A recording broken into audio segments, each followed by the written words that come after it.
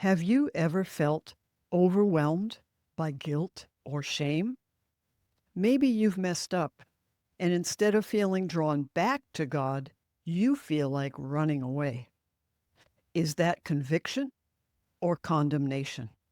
And how do you even tell the difference? Knowing that answer could be the key to walking in freedom instead of fear. Although we all want to live in a way that glorifies God, there are times when we fall short. When we sin, we can feel two different things: condemnation or conviction. In this video, I'm going to explain the critical difference between the two, because knowing the difference could change everything for you about how you relate to God. I'm going to break this down for you in three parts. Number one, what is condemnation? Number two, what is conviction? And number three, examples of each. Be sure to stick around for the examples so that you'll be able to tell the difference between the two in your life. Welcome back to the channel. If you're new here, I'm Christine, and I help believers who are feeling stuck, dry, or distant in their Christian life to know God, grow in faith, and find freedom in Christ. Let's get right to it. Part one. Condemnation is from the enemy. It's from the devil. It never comes from God.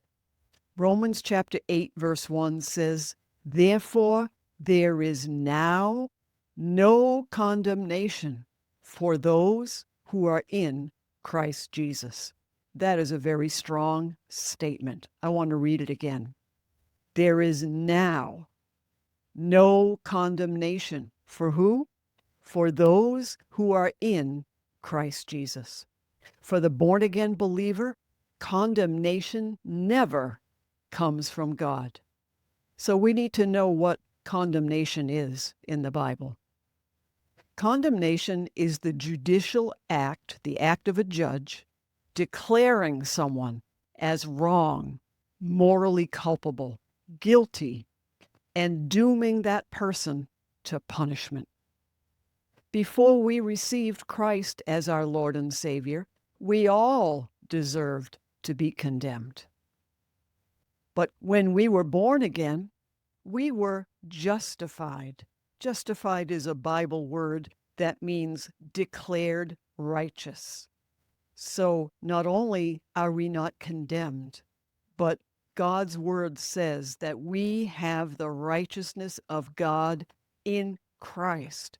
We have his righteousness as a free gift. So we can never again be condemned by God or anyone else, including yourself. Condemnation is from Satan, the devil. He is called the accuser of the brethren in Revelation 12:10. That's what he likes to do.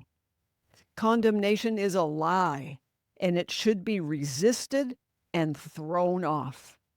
So what is condemnation like? Well, it's general and vague.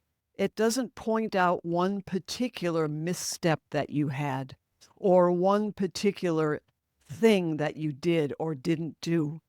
It says things like, "You're a failure," or "You'll never change," "You're no good," "You're defective." It is harsh, it is shaming, and it leaves you without hope. It's like getting a slap across the face, or maybe even a beating. It pushes you away from God and into hiding. So what is the purpose of condemnation? Why does the devil use that on us? Well, he wants to discourage us, he wants to paralyze us, and he wants to create distance between you and God. That is never God's purpose. Part number two, conviction is from the Holy Spirit. The Bible definition of conviction is the Holy Spirit convicts individuals of their sin when they sin leading them to recognize their need for God's grace and mercy. The Holy Spirit helps us to see clearly where we've fallen short. One definition of sin is like an archer who is pointing his arrow for the target and he misses the mark. When we've fallen short, that is sin. Conviction is gentle. Conviction of the Holy Spirit is very specific. He says, child, this particular thing that you just did, it's really not a good thing. And it's hopeful. It doesn't leave you hopeless, doomed, with no hope of change. It is encouraging, and it's filled with grace. Do you know in Romans 2, verse 4, it says that the kindness of God leads us to repentance. And what is it to repent? It means to turn around, to have a change of thinking, to turn away from something and to turn to God. It is not God's harsh beatings and screaming at us that leads us to repentance. That just leads to fear. It is the kindness of God that leads us to repent. It also leads us to confess our sin, which means that we acknowledge, we agree with God. Yes, Lord, I'm sorry. That is wrong. That is sin. And receive forgiveness. I love 1 John chapter 1, verse 9, a beautiful, beautiful promise. We are not sinners anymore as Christians. We are saved by grace. We are righteous. But sometimes we still sin. And that's where we have the remedy, the provision, the promise of 1 John 1:9. It says, if we confess our sins, if we agree with God that it is wrong, He is just and faithful to forgive us our sins and to wash us, to cleanse us from all unrighteousness. When we know that we have sinned, if we don't acknowledge it to God, it creates a distance in our relationship with God. Not that that's what God wants, but if you think about it, if you have a close friendship or you have a spouse and you know that you did something wrong, you were unkind to them, or you said something you shouldn't have said, if you don't go to them and confess that as something wrong, you know, honey, I'm so sorry that I barked at you then. You didn't deserve that. I'm so sorry. Would you please forgive me? That is what it's like to go to God with something specific. And when we do that and that person forgives us, then there's no more barrier between us and the person, even if the barrier was only in our own mind and heart. So God says He is just and faithful. He is just to forgive us because Jesus has forgiven all of our sins already, past, present, and future. And He cleanses us. He wipes our conscience of that sense of guilt and even that sense of grief and sadness we may have for hurting our spouse or hurting our God because we love Him. It may cause us sadness. It may cause us guilt, but not condemnation. So we confess, we acknowledge our sin, and God is faithful and just. He forgives us the sin and wipes away our conscience. No longer do we have an issue between us and God. So what is the purpose for the Holy Spirit convicting us of sin?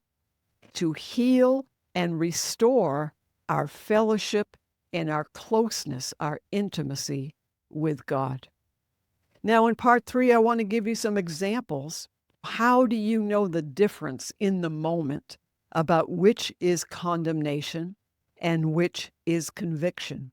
A lot of it is, how does it sound? Well, condemnation sounds like an angry God, like He's just been waiting for something wrong and to pounce on you when you do something wrong. Maybe it's like an angry parent or even an abusive parent. It may sound like you're such a bad Christian. God is disappointed in you. You should just give up. You're just a loser. You'll never get it right. I am done with you. You are disqualified. You can never serve God again. These are lies. And remember where they come from. They come from Satan. Satan's lies, when we know it's a lie, we resist it. We throw it off and we put on what God says, the mind of Christ. So what does conviction sound like when the Holy Spirit convicts us of something specific? It sounds like a loving father who brings his child and says, I want to help you with this situation. You know what you just did there? It's not okay. That hurts other people, or it's just wrong. And it gives guidance, and it brings correction. It brings help and encouragement. So for the child, perhaps in this example, to admit, yes, Dad, I'm sorry I did that. I'm so sorry for that. Would you please forgive me? And Heavenly Father, or the earthly loving Father, wraps his arms around his child and says, okay, we're going to work on this together. Yes, it's wrong, but you're my child and I still love you. Come close to me, come close, and let's walk through this together. So remember, God never condemns his children. He lovingly convicts us in order to restore our close relationship with him. And ask yourself, who does it sound like? Does it sound like the devil? Does it sound like an angry, abusive parent? Or does it sound like a loving father who may be stern and may be serious, but is lovingly and kindly correcting us? So either reject the devil's lie or embrace the correction of your loving Father. Just a quick note, you may want to notice what you are saying to yourself. Sometimes it's not God condemning us, but we're condemning ourselves. And if God himself does not condemn us, the scripture says, who can be against us? So we need to align ourselves with what God says about us, not what the enemy says about us. Well, I have a free guide for you that is full of scriptures about how God sees you in Christ, and I'm going to link it in the description below. And if this video was helpful, I think this one will bless you.